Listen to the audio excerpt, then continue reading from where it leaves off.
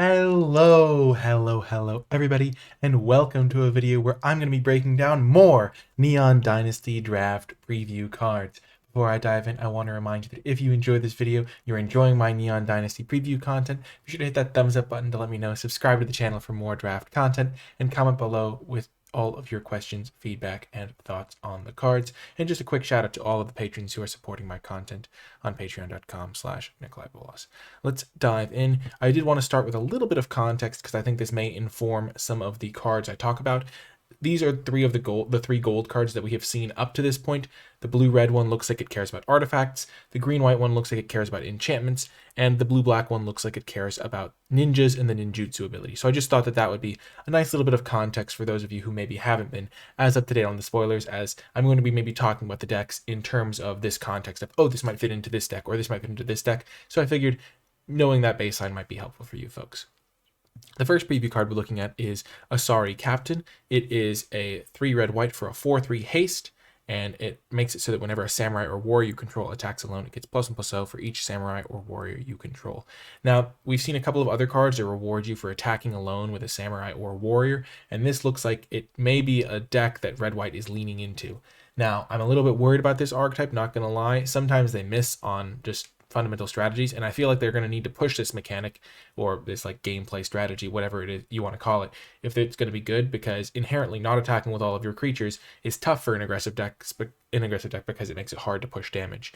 And this one, I mean, it attacks as a 5/3 if you attack by itself with it, because it does trigger on itself. If you have a couple other samurais, maybe some other triggers for this type of thing, maybe you can hit for a lot of damage with it. But I'm worried that it's going to be easy to chump block these creatures, or they'll like attack and you'll use a removal spell on their one attacking creature, and you'll be able to really just stall out the game by interacting with that one particular creature. So Asari Captain, I'm not really sure how good it's going to be. It does look sweet though, and if the attack by yourself deck is pretty good, this could really push through a lot of extra damage. If it gave +1/+1, it would be a lot scarier, because then the card becomes really difficult to block. But like in this case, you're attacking with like a 3/2, and it's still pretty easy to block the 3/2. So not sure how to feel about this mechanic. We'll have to see more cards. Next is Naomi, Pillar of Order. It looks like black-white in this set is going to be about getting like enchantments and artifacts. There are quite a few ways to do this. This is a 5-mana 4/4, so pretty sizable stat line, and it has the potential to start generating 2/2s every time it attacks or when it enters, so you can get a lot of stats out of this one. And it does make samurais, in case you do have those like samurai like cards that care about you having samurais in play. It's going to be interesting to see how this one plays out. It looks very strong to me, but it also looks like you need quite a bit of setup to make it good, because a 5-mana 4/4 is just not going to cut it. And so you're going to need to be making that 2/2 probably when it enters the battlefield, for it to be a card that you're really excited about playing, and hopefully whenever you're attacking. So we're going to have to wait and see on Naomi, but it does kind of give a direction to guide us by for the black-white cards. And like sometimes the gold cards don't actually like lead to a theme that's worth playing. So like if the samurai thing falls through, red-white might just be an aggressive deck. And if this card falls through, black-white might just be a grindy value deck or something of that nature, but it can be interesting to give you kind of some context. And this card looks like it's reasonably powerful and can kind of take over the game if left unchecked. If there's, it does look like there's a lot of enchantments and artifacts running around, especially like enchantment creatures, artifact creatures, so it doesn't look like as hard to enable as it would be in just like a random set. The next card is kind of stereotypical of the card, like black-green. We don't really know necessarily about its direction based on this card. It's just a good value card. 3-mana 2/1 menace that returns a permanent from your graveyard to your hand when it enters the battlefield. It's pretty excellent. They did make it so you couldn't loop it, because it exiles itself when it dies. It's an enchantment creature, so it's relevant for that sort of thing. But overall, just a great card. This is the sort of card you'll play in any black-green deck. Doesn't really need any other synergies around it to just be great, and I'm looking forward to playing it myself. It just looks quite powerful. So yeah, it does return any permanent, so you can return lands, artifacts, enchantments, whatever you need. Next is Tempered in Solitude. This actually looks like a great payoff for attacking with creatures alone, because it kind of just fuels you by giving you an extra card every turn. It does say you may play that card, which is really important, because you can play lands off of this, and just like attacking alone in the early turns is less punishing. So you can do something like play your 2-drop, and then you play this attack, hope to hit a land, play that land, and then you're kind of off to the races. You can also do something like, if they are going to potentially have a trade for you 2-drop, you just play out a bunch of creatures, and then you just start sending them in one by one to draw extra cards every turn. It's an enchantment, so it's a little hard to interact with. This card looks quite good to me, and it's not even necessarily only going to fit into that samurai deck. this is one of those payoffs that's strong enough that it's probably going to get poached by other decks. So if you have like a blue deck or a blue-red deck that has some evasive creatures, then just like attacking with your 1/1 flyer every turn and drawing an extra card is really powerful. So maybe they made it too powerful. Maybe they should have made it like whenever a samurai or warrior you control attacks alone, because then it might be like a card that only that deck would be interested in. But by making it more flexible, a lot more decks can play it, so it makes the card a lot more powerful. Next up is Banishing Slash, and I think this card is actually sneaky good. So it can destroy a tapped creature, first of all, so already 2 mana for removal. But the fact that it can destroy artifacts and enchantments is really good, because there's a lot of enchantment creatures and artifact creatures running around, including some really expensive ones. So the fact that you can maybe just kill their 5 or 6 drop with this, even if it's not a tapped creature, is really good. And if you control an artifact or enchantment, you create a 2/2 samurai creature token. This card looks like one of the better uncommons in the set. I would have to imagine this is a really high pick, just because there's so many things to kill and the upside of potentially getting a 2/2. Just like imagine like it's like a Flame Tongue Kava that costs 2 mana in some cases. And I don't think that case is going to be particularly hard to enable, because there's artifact creatures, there's enchantment creatures running around everywhere, and you're going to be able to kill those and also have them in play so you can get that 2/2. This card looks very good to me. And this is where understanding set context is important, because in some sets you'd be like, I'm never going to have an artifact and enchantment in play, but in this set it looks kind of reasonable. Next is Circuit Mender, an example of one of those artifact creatures that you might have. 3 mana for a 2/3 that enters the battlefield to gain you 2 life is already pretty reasonable, especially if you have some reasons for wanting artifact creatures. And then the death trigger to draw a card. We kind of saw last set with the 3/2 that was in green for 3 mana, that the death trigger draw a card isn't as good. But this one's like one that your opponent might actively want to kill, because it might be fueling your artifact synergies, and so that might make it a little bit better. Also, the fact that it's a 2/3 makes it a little bit better at blocking, and the ability is kind of defensive, because blocking is like if you trade it on defense or things like that, make the card a little bit better. So I think the card looks pretty solid to me. The fact that it's an uncommon, I try not to read too much into common versus uncommon, but I feel like this would be a really irritating common, because they're just gaining a bunch of life. The fact that you add 2 life to it really does make a difference, so I think this card looked quite good to me. Next is High Speed Hoverbike, another potential artifact creature you can play.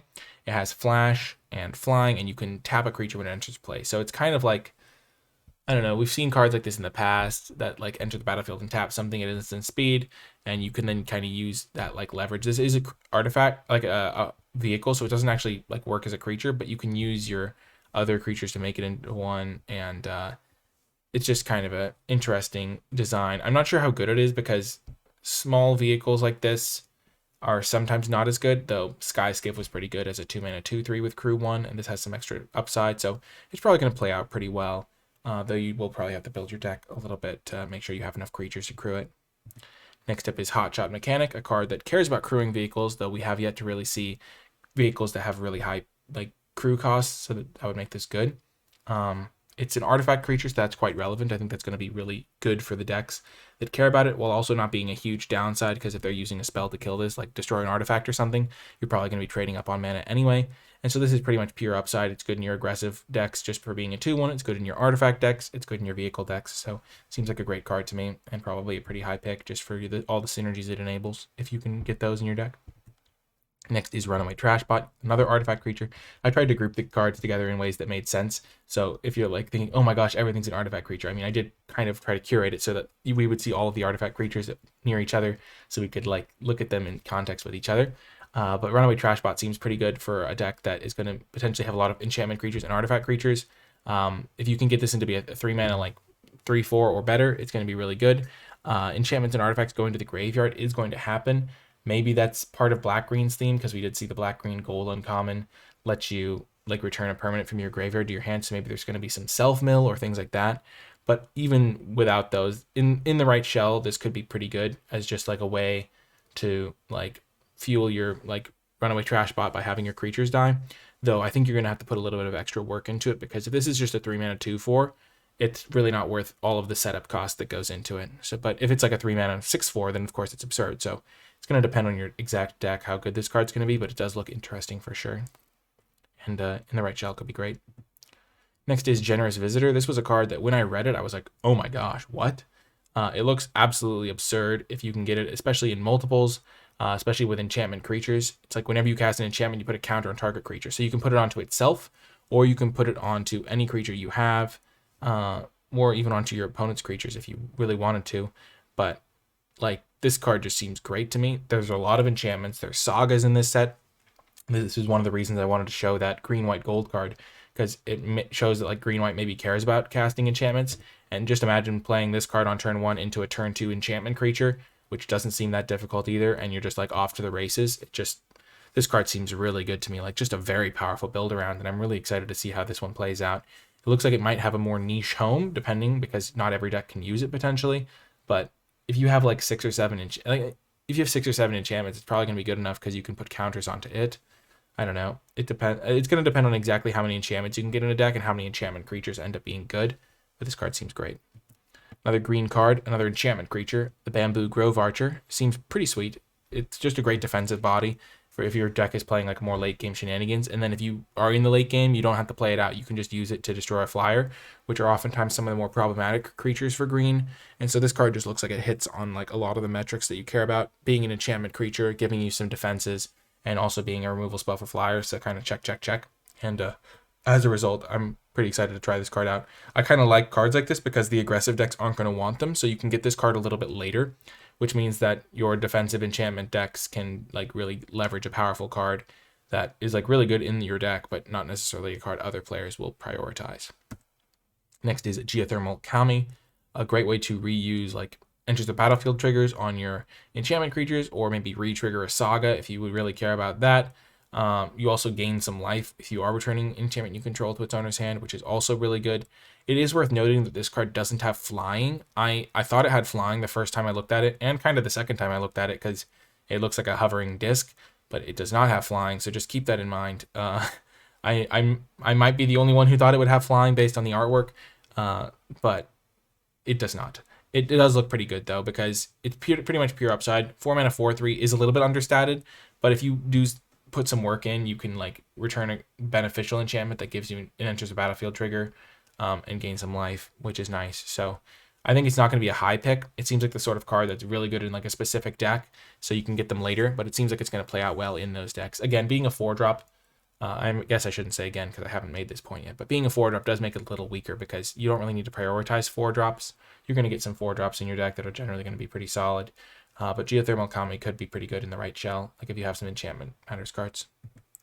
Next is Kappa Tech Wrecker. It is the Ninja Turtle, and I'm really excited about it. Looks like they went for the Leonardo weaponry on this one, the 2 katanas, and I'm pretty excited about this card. It looks, as I was saying with the first enchantment removal spell, this card looks really good for being able to just kill enchantments. I think Death Touch is just a fantastic mechanic as well, just really hard to deal with sometimes.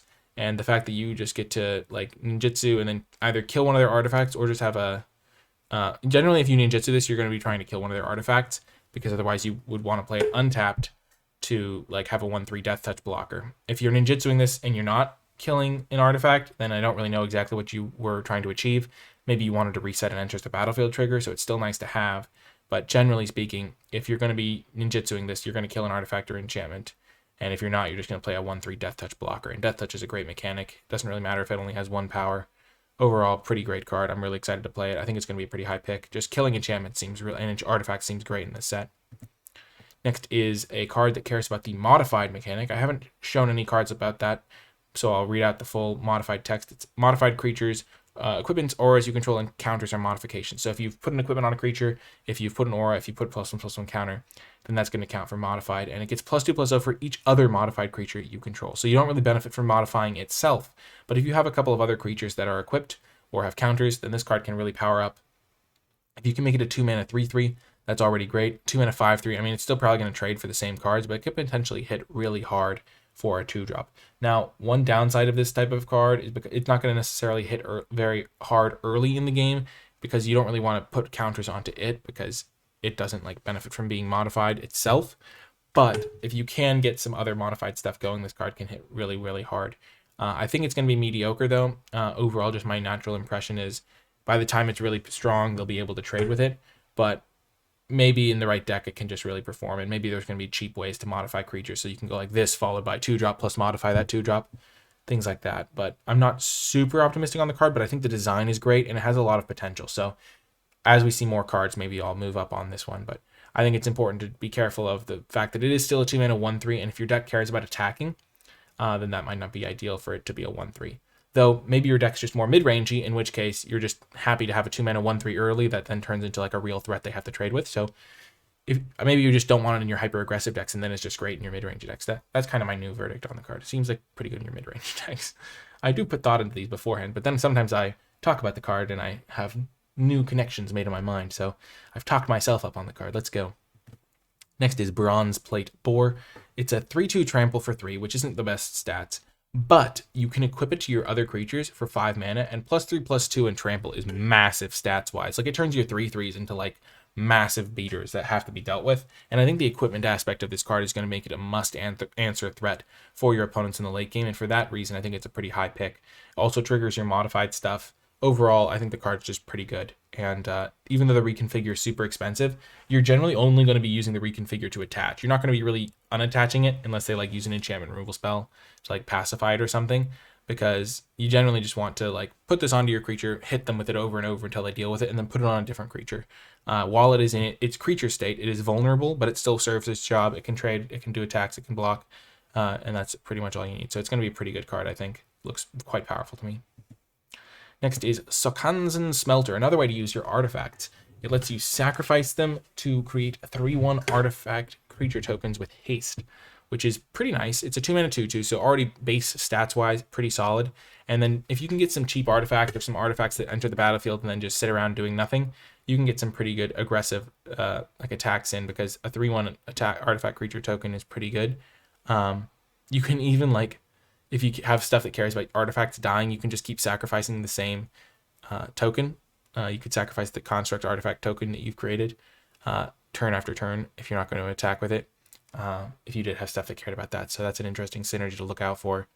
But overall, just seems pretty good to me. And like, just, you're probably not going to use the ability all that often, because I don't imagine you'll have tons of disposable artifacts, but just a fine as a 2-drop without extra upside. So probably just a mediocre card without extra synergies, but doesn't seem that hard to get some synergies going. Next is Arm Guard Familiar, another reconfigure card, another equipment card. 2-mana 2/1 with Ward 2. That's okay. Generally, they're not using removal on your 2-drop, so Ward 2 doesn't do much for it. So it would be underpowered if that was all it did. But the fact that it can equip and give another creature Ward 2 and +2/+1 is pretty nice. So I think the flexibility and the power of that equipment ability is going to push this card over the top to being a pretty rock-solid 2-drop that you're going to be pretty happy to have. It just gives you a lot of flexibility. I think reconfigure is just going to play out pretty well and just give you a lot of extra options. Next is Leech Gauntlet, another reconfigure creature. This card looks fantastic. It's like a 2-mana 2/2 lifelink, which is already pretty solid. We don't really see that type of stat line usually. And then the fact that you can give your other creatures lifelink to just really push over the top is nice. It doesn't give a stats boost, but it really is going to help you stabilize in those tough games. And so as a result, I think this card's pretty strong and just lets you kind of dominate the late game. I think the reconfigure cards all kind of give you that, like, the fact that you can equip them means you can just kind of take over the late game. So it's a nice mana sink for those situations, and then it can just trade off, gain you some life early maybe. Don't be afraid to trade off those creatures, by the way. If you need to trade them, you need to trade them, and that's part of the strength of the card. Next is Awakened Awareness. It's a kind of cute take on a blue removal spell. You can put this on your opponent's creature to make it a 1/1 for double blue, or you can put it onto one of your creatures and make it like absolutely massive if you're willing to spend like 6 mana to give it 4+1+1 counters and make like a 5/5. As a result, I think the card's still not great because the removal aspect of it isn't that good, and if you're shrinking your own creature to put counters on it, it's kind of tough. Like, you're maybe turning like a 2/2 into a 5/5 for 5 mana, which isn't great. The flexibility could maybe make it good, but in the past, giving your opponent a 1/1 as your removal spell has not generally been good. And so I'm going to try to stay clear of Awakened Awareness, even though it is sweet art, sweet kind of idea of the card. It's just that these types of cards don't generally play out that well in Limited, so I'm going to steer clear until I'm kind of proven otherwise by having it like beat me a bunch of times. Next is Twin Shot Sniper. This is not a card I'm going to steer clear of because this card is absolutely fantastic. It is either a 2-mana deal 2 with the channel ability, or 4-mana deal 2 to a creature and attached to a 2/3 reach body. It's an artifact creature for stuff that cares about that. Overall, just fantastic card. It's like going to get you a 2-for-1 a lot of the time. It's going to get you some early like removal if you really need that in a pinch. Overall, just a great card. Really, just take this card early and play it. It's sometimes even worth splashing cards like this because they're just really powerful to take over a game, get a nice 2-for-1 attached to a creature. Next is Assassin's Ink, another card that like rewards you for having an artifact and enchantment in play. If you can get those situations set up, it's a 2-mana kill spell for anything at instant speed, which is great. Even if this costs 4, it's still excellent. So don't like worry like, this is one of those cases where you can overthink it, where it's like, oh, the card is, it's got all this extra text and I can't enable that text. But even in a deck with no artifacts and no enchantments, it would still be good. So just keep that in mind. And it's often going to cost 3 or even 2 and just be like absolutely stellar. Next is Befriending the Moths. It is a saga, so could work with the enchantment themes that we've seen. It gives a creature +1/+1 and flying until end of turn, which for 4 mana is not really that good of an effect, and makes me like worry about the strength of this card because you kind of aren't getting much for the first 2 turns. If you're not attacking, then you don't really get any benefit from it, and at 4 mana, you might just fall behind if you play this. So for a couple turns, you gain some evasion, and then you end up with a 2/4 flying moth. And so the thing with this card is I think you need to be aggressive, and you kind of want to play this as like the last card out of your hand because it'll like jump your biggest attacker into the skies for a couple turns, and then you're going to get a moth. Maybe that's good for like the samurai style deck where you only want to be attacking with 1 creature anyway, so you just buff that creature up, give it flying, and then attack and get all of the other triggers like +1/+0 for all your other samurais. It could fit into that deck, or it could just fit into an aggressive deck. The fact that you get a 2/4 at the end of it does make a difference. It's just a little bit worrisome. If it was a 3/4 flyer at the end, it'd be much nicer. If the card cost a little bit less, it'd be nicer. But it seems a little bit tough to use in a lot of decks, so it's going to be more niche, but in those decks, it might really find success. Next is Nezumi Prowler. Finally looking at some ninjas here. It is an artifact creature, so worth noting. I always try to look for whether it's an artifact creature because we've seen cards that care about you having artifact creatures and enchantment creatures, so always check for that on your cards. It's 1 in a black to cast, or it has ninjutsu for 1 in a black, and I really like this ninjutsu ability because it really pays you off for attacking with a couple creatures. So like say you attack with a couple 1/1s, you ninjutsu it in, it gives the target creature death touch and lifelink, so you attack with 2 when they have 1 big blocker. If they block one of your creatures, you can ninjutsu the other one, put this guy into play, give the other creature death touch and lifelink, and all of a sudden you kill their big blocker. So it really makes blocking tough for your opponent. If you're playing like a best of 3 scenario and they see this card in the first game, it's going to make blocking a nightmare for them going forward because they kind of have to block like all of your creatures if they're going to block any of them, and that just gives a lot of power and flexibility, and this card looks pretty good to me. I'm excited to play it. I just honestly, a lot of these cards, I'm just like, wow, I'm super excited to play this card, and that's a good sign for the set. Next is Futurist Operative, another pretty sweet design. As long as it's tapped, it's a 1/1, but it can't be blocked. So it's kind of a good card to ninjutsu other things onto, but it also costs 4 mana. So you probably, like, even though it looks like the perfect thing to ninjutsu onto, it's like, oh, it's a 1/1, so I can just return to my hand and get my ninja in. That's probably not the best usage for the card because you don't really want to be bouncing your 4-drop back to your hand because then you have to pay 4 more mana. You're putting yourself way behind in tempo. However, the fact that it can untap itself to hit them for like 3 unblockable damage because you just attack. Once they can't declare blocks on it, you untap it. It's like a 3/4 vigilance that is unblockable, which is kind of devastating in the right situation, and it seems like it could be really, really good. So definitely a card that's worth considering in that situation, and I think it just seems like a pretty strong card as a result. It just punches through really well, makes it hard for your opponent to like interact with it. They have to use removal pretty much, and you're just hitting them for like 3 a turn with a vigilance threat, and that's pretty good. Or you could just chip in for 1 and then just spend your mana in other ways. So I think the card looks pretty solid to me. Again, it's a 4-drop. As I've iterated earlier, 4-drops are kind of replaceable a lot of the time because you just don't really need to prioritize them. There's a lot of good 4-drops, so this card does suffer from that. But if you do need a 4-drop, I mean, this guy seems like he can do a good job. Next is Malicious Malfunction. We've seen this sort of effect before, -2/2 until end of turn, exiling the creatures. It never really performs well because a lot of the time it's going to kill your own creatures. A lot of the time your opponent's like not going to have a board that it's lined up to do well against, and then even when you do get them, it's like so rare that you get like a massive advantage from it that it's just not worth putting this sort of card in your deck generally. Though it is very format dependent, so if there's like a couple of decks that are really filled with tiny creatures, maybe it's good as a sideboard card, or maybe the format really lines up well for it, but I'm going to stay away from this card to start with.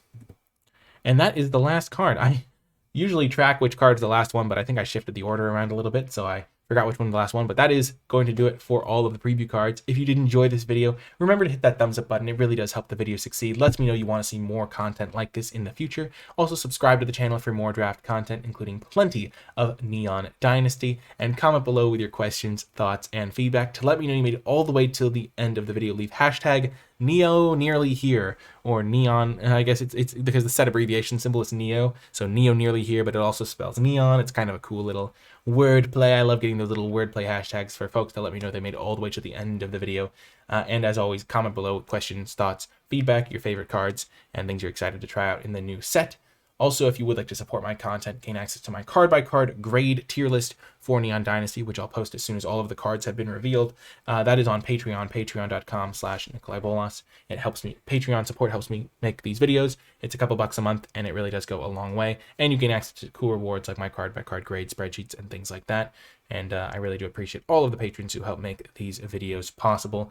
And yeah, thank you so much to those folks. In the description down below, you'll also find links in addition to the Patreon to the NicolaiBolas Discord server, which is free for everyone to join, the NicolaiBolas Twitch stream, which you can follow, NicolaiBolas merchandise if you're interested in getting some of that, the NicolaiBolas Twitter if you're like looking for notifications of when I post new videos, and NicolaiBolas articles, including one where I outline how I prepare for a new set. So you can find that article linked in the description below. If you just click the NicolaiBolas articles, you'll find that one. Ooh, the light is flickering. That's a good sign, I'd say. The universe is communicating something to me. It's saying, wrap up this video. You did a good job, and maybe do something else now. But, I mean, I'm enjoying wrapping up the video. I hope you enjoyed the video. Clearly, the universe is trying to send me a message, and I'll just have to figure out what that is after I end the video. Anyway, that's going to do it for this one. I hope you enjoyed it, and I will talk to you next time.